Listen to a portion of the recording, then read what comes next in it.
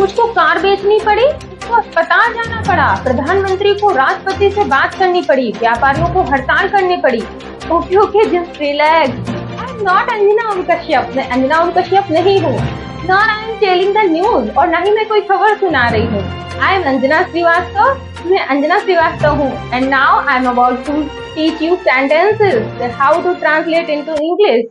Okay, so let's start. Welcome to my channel, please pay attention on my words. कृपया मेरे शब्दों पे ध्यान दें। Today I will teach you sentences use of had to, means पढ़ा या पढ़ता था। आपको मैं इन सेंटेंसेस को प्रेजेंट टेंस में पहले पढ़ा चुकी हूँ, जिसमें हैज टू और हैव टू का यूज हो रहा था। और आज मैं आपको बताने वाली हूँ कि अगर आपको पास्ट के बारे में बात कर रहे हैं, जो काम पहले हो चुका है, आपको मजबूरी बस कोई काम करना पड़ा या आपको जरूरी था करना उसको, तो आप कैसे इन सेंटेंसेस को बोलेंगे। मान लीजिए आपको कहना है कि मैं कल स्कूल नहीं आया क्योंकि मुझे अस्पताल जाना पड़ा था, या आपके घर पर कोई नहीं था इसलिए आपको घर पर रुकना पड़ा। तो इन सेंटेंसेस को हम इंग्लिश में कैसे बोलते हैं, आइए सीखते हैं। यूज ऑफ हैड टू, पढ़ा या पढ़ता था। जो भी सेंटेंस हमारे जिनमें पढ़ा या पढ़ता था आएगा, तो उन सेंटेंसेस को बनाने के लिए हम इस रूल का यूज करेंगे। ये सेंटेंसेस हमें बताते हैं कि काम आपको मजबूरी बस करना पड़ा था या आपकी करने की जरूरत थी, आपको वो करना जरूरी था। मुझे सोने की अंगूठी बेचनी पड़ी। मान लीजिए अगर आपको कोई बहुत जरूरी काम आ गया, आपकी माँ बीमार थी, आपके पास पैसे नहीं थे, या आपको स्कूल की फीस भरनी थी, and you don't have money, then you have to sell golden ring. तो मुझे सोने की अंगूठी बेचनी पड़ी। इसको बनाने के लिए हम सबसे पहले देखते हैं रूल में क्या बता रहा है कि सब्जेक्ट का यूज करना है, और सब्जेक्ट मीन्स कर्ता, जो काम को करता है। किसे अंगूठी बेचनी पड़ रही, मुझे, तो मुझे की इंग्लिश होती है आई, हमने लगा दिया। अब उसके बाद सेकेंड नंबर पे हैड टू का यूज करना है, तो हमने आई के बाद हैड टू का यूज कर दिया। वर्ब की फर्स्ट फॉर्म आती है। अब इस सेंटेंस में वर्ब कौन है, क्रिया, बेचना।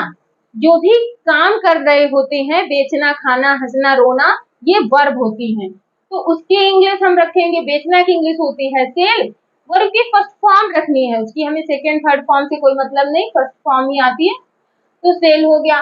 किसकी अंगूठी थी, सोने की अंगूठी, जिसकी इंग्लिश होती है गोल्डन रिंग। अगर हीरे की होती तो डायमंड रिंग बोलते, चांदी की होती तो सिल्वर रिंग बोलते। गोल्डन रिंग यूज हो गया, मुझे सोने की अंगूठी बेचनी पड़ी, I have to sell golden ring. Next देखते हैं, व्यापारियों को हड़ताल करनी पड़ी। मान लीजिए उनकी जो डिमांड्स थी वो पूरी नहीं हो रही थी, तो व्यापारियों को हड़ताल करनी पड़ी, ऐसे बोलते हैं। तो व्यापारियों की इंग्लिश होती है द ट्रेडर्स। हम रूल को देखते हुए चलेंगे, सब्जेक्ट सबसे पहले रखना है, तो हड़ताल कौन कर रहा है, व्यापारी, तो सबसे पहले व्यापारियों की इंग्लिश आएगी द ट्रेडर्स। हैड टू का यूज हो रहा है, हमने भी हैड टू को लगा दिया। उसके बाद वर्ब की फर्स्ट फॉर्म, वर्ब क्या, हड़ताल करना, और हड़ताल करने को इंग्लिश में कहते हैं go on strike, go on strike. तो गो ऑन स्ट्राइक आ गया, बन गया सेंटेंस। राधा को रोज खाना बनाना पड़ता था। राधा को रोज खाना बनाना पड़ता था।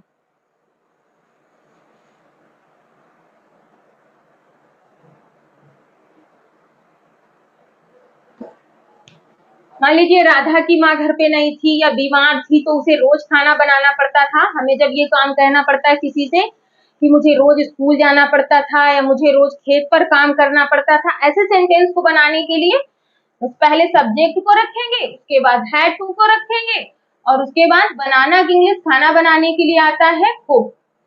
खाने के लिए द फूड हो गया, और रोज के लिए डेली यूज हो गया। राधा को रोज खाना बनाना पड़ता था, यानी Radha had to cook the food daily, simple. अब अगर आपको बोलना है कि मुझे रोज बाजार जाना पड़ता था, I had to go to market daily, उसे रोज दवाई खानी पड़ती थी, बिकॉज ही वॉज इल, क्योंकि वो बीमार था, तो he had to take medicine daily. बस बहुत सिंपल। और इसमें एक बहुत कॉमन चीज है जो यूज हो रही है कि आपका सब्जेक्ट चाहे सिंगुलर हो चाहे प्लूरल हो, हमारे पास ओनली वन वर्ब है, हेल्पिंग वर्ब एक ही है, हैड टू। तो आपको बिल्कुल भी टेंशन नहीं है, चाहे सिंगुलर सब्जेक्ट हो चाहे प्लूरल हो, आपको हैड टू का यूज करना है, वर्ब की फर्स्ट फॉर्म लगानी और आपका सेंटेंस बन जाएगा। अगर आपको सेंटेंसेस समझ में आ रहे हैं तो प्लीज वीडियो को लाइक जरूर कर दें और चैनल को सब्सक्राइब जरूर कर लें।